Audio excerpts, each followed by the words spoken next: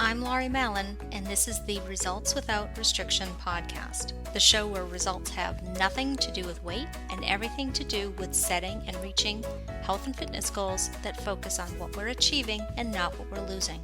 We'll talk about deprogramming from diet culture and get expert advice on reclaiming your relationship with food and movement.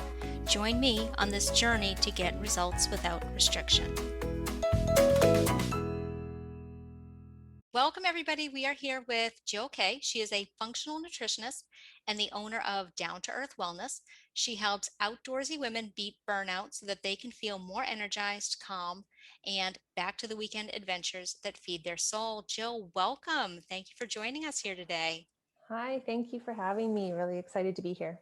Wonderful. So let's just dive right in, right? I'm really excited about helping women kind of move past being burnt out and stressed, and especially in the last year.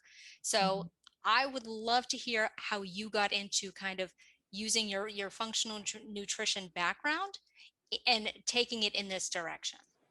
Yeah, for sure. I years ago struggled with various symptoms. I had a lot of headaches and low energy.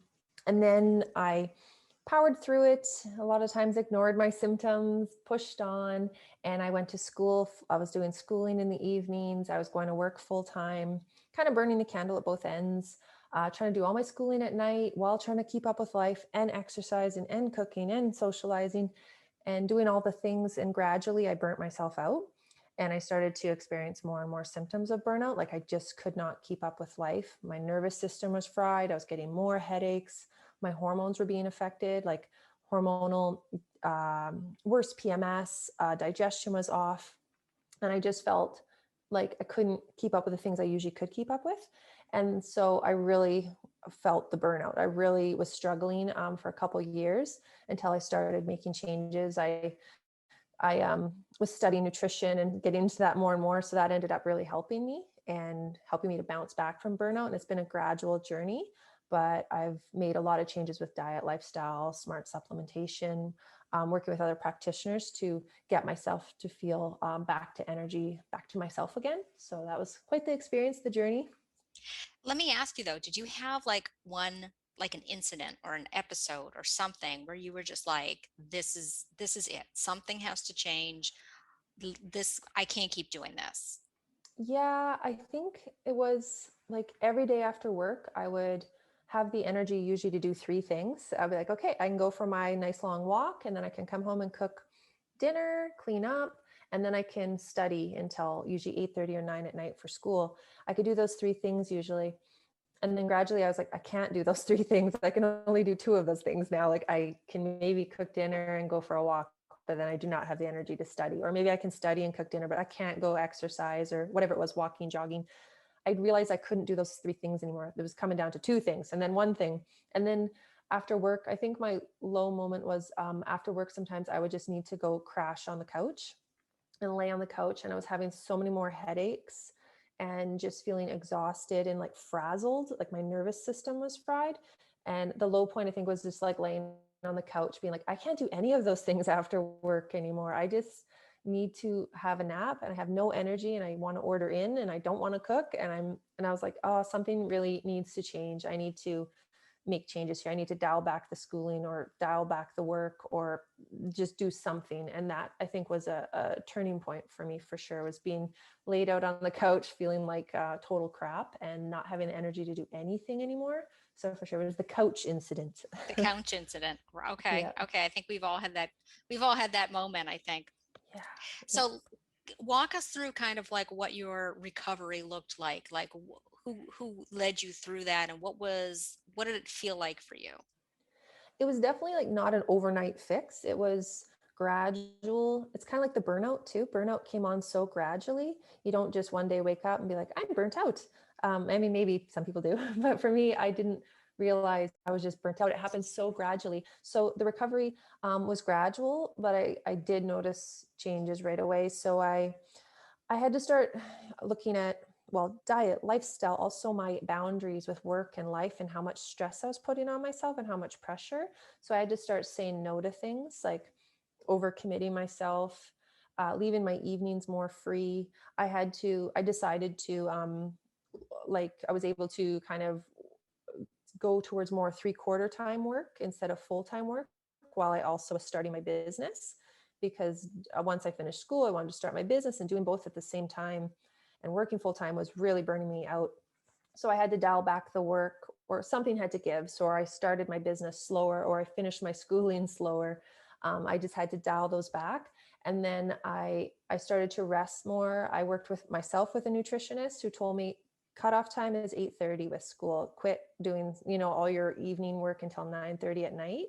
You need the rest. So I started to cut off schooling. If it took longer, it took longer, at 8:30. So having more boundaries, that really helped. And then going easier on myself, not putting so much pressure to do all the things. So yeah, like relaxing more in the evenings, working a little bit less. Right away, that started to lower the stress, and that helped me feel a lot better, which helped me have more energy.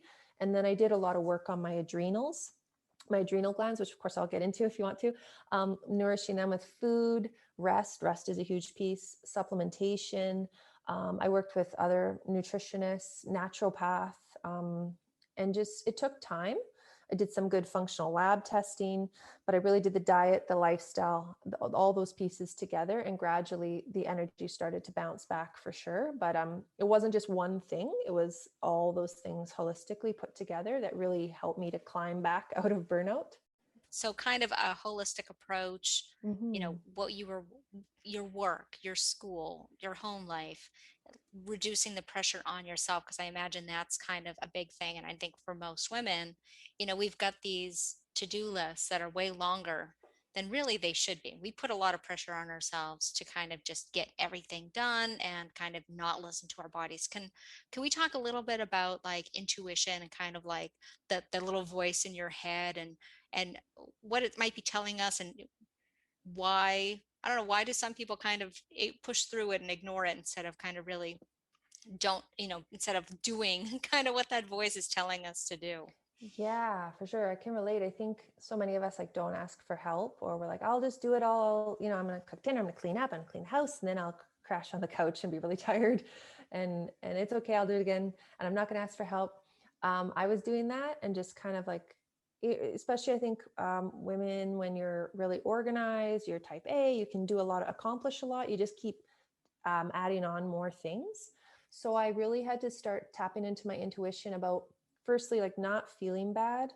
It's hard. I like the guilt of, oh, I should be doing this, I should be doing that, reframing that into being like, I cannot burn myself out again. I'm not going to do that to my health, because then I really can't do anything that I want when I'm totally burnt out.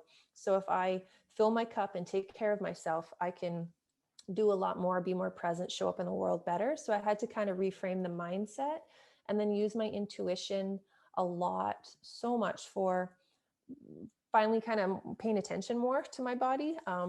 Not ignoring the headaches, not ignoring the signs that I was getting stressed out, the signs that the burnout or the fatigue was coming back. Once you've been there, you don't want to go back when you've done all this work to start feeling good again. So the intuition was a huge piece, that mind, body, self-awareness. So listening to the symptoms, they might be different for other people, but for me, it was, how do I know when I'm getting stressed out?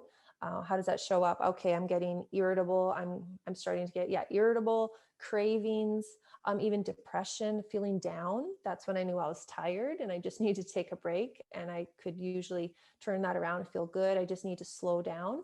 I had to tap into the intuition to start pacing myself more, and not throw so many things on my list and then feel bad I didn't accomplish them, but maybe be more realistic about my lists and more intentional about my lists of, okay, what do I actually want to get done in a day? What do I feel good about? I don't need to do 25 things. What are the key things, the 3 things I'd like to get done?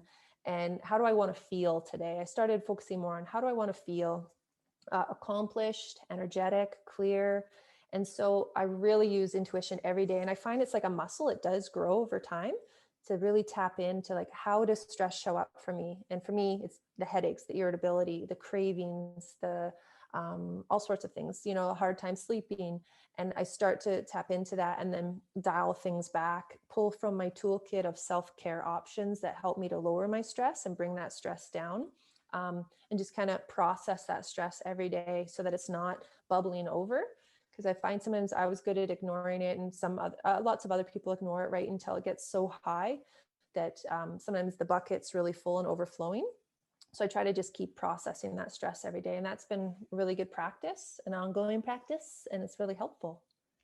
So let me ask you this. So when we talk about, the intuition and check in, tapping into your intuition as a muscle, what are some exercises or some activities that, some of my listeners could do to kind of tune into that to get better at doing that? That's a great question.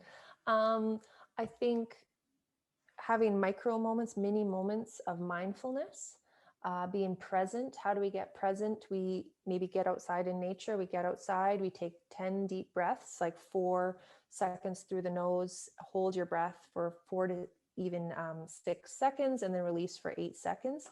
Take big, deep belly breaths. Can really bring your body back into the parasympathetic rest and digest mode from that stressed out state. So bringing the mindfulness, the presence, and I think even just so being present, being mindful, however that works for you, going for a walk, even meditation, like sometimes being out in nature, going for a walk is quite meditative. It can really increase the mindfulness, or straight up trying meditation, deep breathing. Nature is a huge one. And then maybe doing a body scan, like tuning into your body from head to toe, scanning in, like, how am I feeling? Actually asking yourself. I find asking yourself helps to kind of open up or talk to the intuition. How am I feeling? How is stress showing up for me today? Or, what would I need today to feel good? How do I want today to feel? What does my body need right now? Sometimes even journaling can really help to unleash those thoughts too and tap into that intuition. But I really think it starts with like that mindfulness and presence, and stopping, slowing down, and kind of reconnecting, checking in, deep belly breaths, paying attention to how you're breathing, everything like that. And I think that's a really good start. That's how I would do it. I love that because I think that for a lot of women, just taking the time out and saying, I need to do this. I need to check in with what's happening to make sure I'm not on the road to burnout. I'm not on the way to just breaking down. So it can kind of feel though a little selfish. And I think some women, they do feel like guilty taking that time for themselves. And especially moms, right? Because we're Mm-hmm. kind of programmed to, and dads too, but I think we're talking mostly to moms. But um, taking that time because we're so programmed to be worried about everybody else. Really, if you're not taking care of yourself, you can't take care of anybody else. And I think that that has to be something that we keep, in mind, that, Mm-hmm. Totally. you can't put, not to be cliche, but you can't pour from an empty cup, right? So adding Exactly. those moments of mindfulness in, however that works for you, periodically throughout the day, the week, the month. And I imagine, like, for most people, energy kind of fluctuates. So you're not always, maybe on weekends you're a little more well rested and you're feeling better, but during the week, come towards like Thursday, Friday, you're feeling like you're dragging. So maybe you have to adjust how often you do these check-ins based on your schedule, or how things go for you. Yeah, like have your own routine and your own rituals that you know yourself best more than anyone else, and you know what works for you. So finding a way to check in, finding a way to tune in, and then finding a way to process your stress that works for you versus, say, you don't like meditation, but you love journaling, finding what feels right for you. I think it's really key. Absolutely. Let's talk a little bit about what you offer, like your services, your practice. Like, how do you work with clients? What would be the process? A new client comes to you. What does that look like? Yeah, for sure. Usually we start off with like a free call, strategy call, discovery call, just to get to know each other, see if we're the right fit. I learn about people's concerns and health goals, and I usually work with women who are dealing with burnout, high stress. Um, we usually have a free, 30-minute call, and then if we're the right fit, we kind of move towards my one-on-one deep dive program. It's called the Wild Energy Deep Dive, and it's a 3-month program. And I work in a 3-month setting because I find having a one-off session or one or two sessions together you can build some momentum, but you can't build a lot of transformation momentum. And I find that energy and health transformation and making these changes, it does take time. And I think it's important to have that guidance for a few months. So I'd always start with doing a full in-depth health assessment with my clients, learning about their wellness goals, their wellness concerns, what's been going on from the time they were children to now, if there's a story there that, the symptoms tell a story, what they've been dealing with symptoms, anything that's come up for them with diet, lifestyle, what their body's been telling them, health concerns, surgeries, anything like that, medications. We look at the whole picture. We look at a food journal to see how often they're eating, what they're eating, how they're feeling, just to get a glimpse. And then we look at symptomology, and then I form a wellness plan after that, a personalized wellness plan for them with kind of holistic, comprehensive suggestions that we're going to focus on to help guide them towards their health goals. We usually include functional lab testing as well, or we work in a collaborative approach with their other health practitioner, if it's a naturopath or a functional practitioner or a doctor, and I usually review their blood work. We get nerdy with some science there. We can see if, certain things are in optimal ranges. I usually do a Dutch test as well, which is a dry urine test for comprehensive hormones.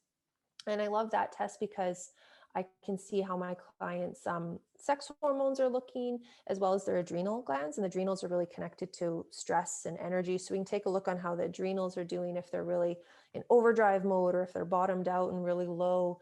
We take a look at all of that and we take it into consideration, and it helps guide that wellness plan. And then I make a personalized wellness plan for my clients. And then we have follow-up sessions, and we slowly make gradual changes. And there's lots of tasty recipes included and educational videos.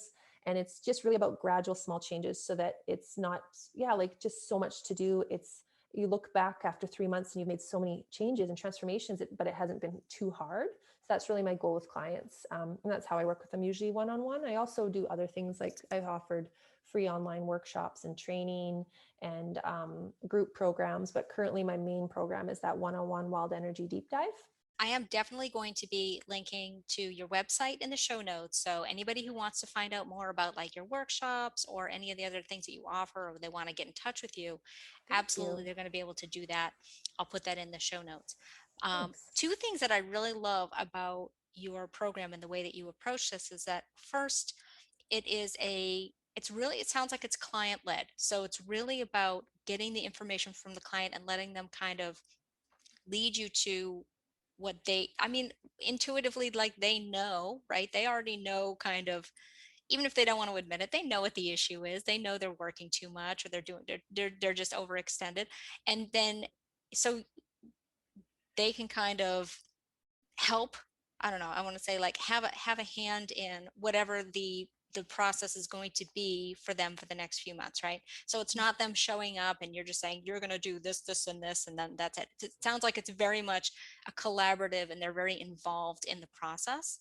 And I also love um, that you work with their other practitioners, right? Because this is a holistic approach. If they're Mhm. working with, another doctor or somebody else, you can kind of collaborate with them. I also love that it's baby steps. It's micro steps. So none of it Mhm. is too overwhelming, right? Because we've all done this, like, when you try to jump headfirst into this new wellness lifestyle and you try to change all the things at once, and nothing sticks, because you cannot, it's just not possible to change everything that you do. We have these habits. We're used to doing things a certain way. So to go from doing things the way that we're so used to and so ingrained in us to do, to changing how we eat, how we sleep, how we work, we cannot change. You need to adapt to that incrementally instead of trying to change everything at once. And I imagine too that people come to you and they're like, I know I need to change things. Do you ever find that people resist the baby steps? They're like, no, no, no, I need an overhaul. I need to change everything, like, right now. Do they resist that micro step process? Yeah, I would say once in a while. Like I know what you're saying too. Like they often know what they need to work on. They have that intuitive knowledge, wisdom. They know what they need to do. And sometimes people are like, I'm really gung ho. Tell me everything. And I'm like, we don't want to give you 6,700 recommendations right up front, because that's not going to work. It just, we don't change our habits like that. So sometimes I think some people are really gung ho, and then I manage expectations. We're going to work on these 5 things for 2 weeks, even 3 things for 2 weeks. And then we're going to chat in 2 more weeks and see how those 3 or 4 things are going. And then we're going to add a couple more things. If you're like, I already got it, those are easy. Okay, we're going to add a few more things. So it's very customized. Whereas some clients are like, whoa, slow down. I just want to focus on this one thing. Okay, when we have that one thing going, drinking more water, we're going to add this thing. So it's just layering it on gradually. But for sure, some people, every client's different. Like some are like, give it all to me now, and I want to tackle this. And I'm like, nope, we're going to pace ourselves, because otherwise you do get overwhelmed, and you might stick with it for a while. And then, although sometimes people will kind of fall off the wagon, if it's too overwhelming, there's way too much to do. So I've just learned from experience and working with a nutritionist myself that like small gradual changes is where it's at. And when those become habits, then you add another one, and all of a sudden you look behind you and you're like, wow, actually I've changed so many things, and it wasn't too overwhelming, which is a great feeling. So that's really my Like if goal. you could give us your top tips or leave our listeners with some of your best advice, that would be Sure. great. Yeah. So when it comes to dealing with burnout, just the 3 top things off the top of my head kind of are: number 1, bringing that awareness, self-awareness of your body, tune into your body, listen to your symptoms, um, listen to your body. I think sometimes if we have a headache, we take an Advil and we carry on. I used to do that, but I just really want people to listen to what their body's telling them. The body speaks in the language of symptoms. It doesn't speak English. It can't write you notes. It really lets you know something is off by whispering in symptoms. And if you ignore the whispers, they will get louder and louder. And so if we can just tune in and start to listen of how are you feeling day to day?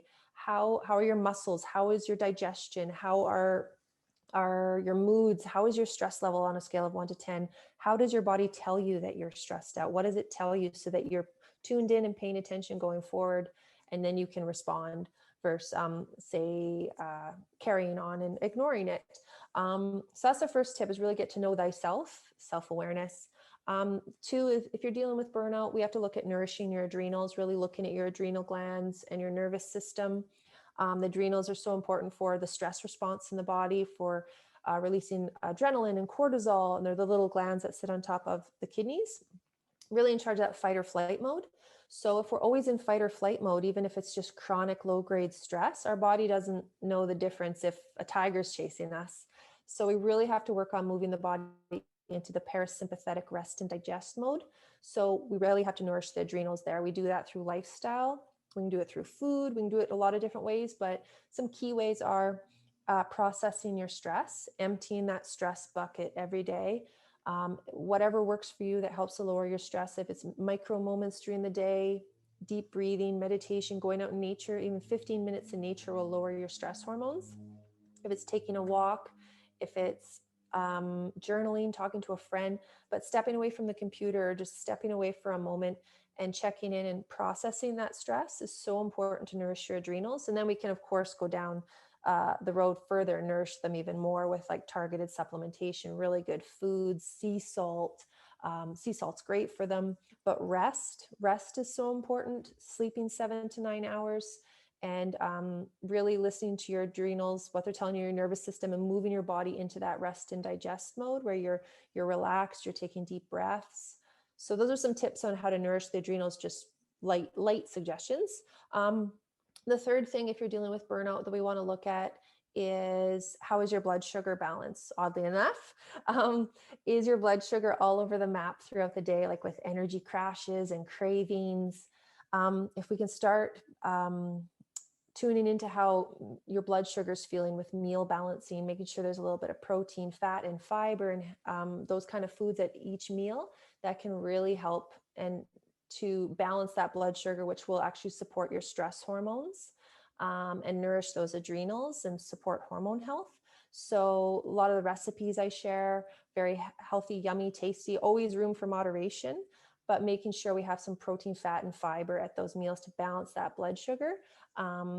while enjoying our food and tuning into how food makes us feel, but really like starting off with a nice balanced breakfast and moving on from there can really help to balance those cortisol levels and nourish your nervous system and the hormones and everything kind of downstream from there. So those are some 3 key tips that I think would really help to start with. Wonderful. Thank you, Jill, so much. This has been so informative and just amazing. And sharing all of the information that we desperately need about beating stress and managing, you know, everyday kind of sneaky burnout that kind of just comes up, apparently comes out of nowhere, and then knocks us on the couch, right? So if we have that couch moment, we know we need to call Jill Kay, and we need to have a discovery call and figure out what to do next. Thank you so much. Thank you so much for having me, Lori. I appreciate it. Thanks for listening, and if you liked this episode, go ahead and leave us a review on iTunes or wherever you listen to podcasts. And be sure to subscribe so you'll be notified when the next episode is live.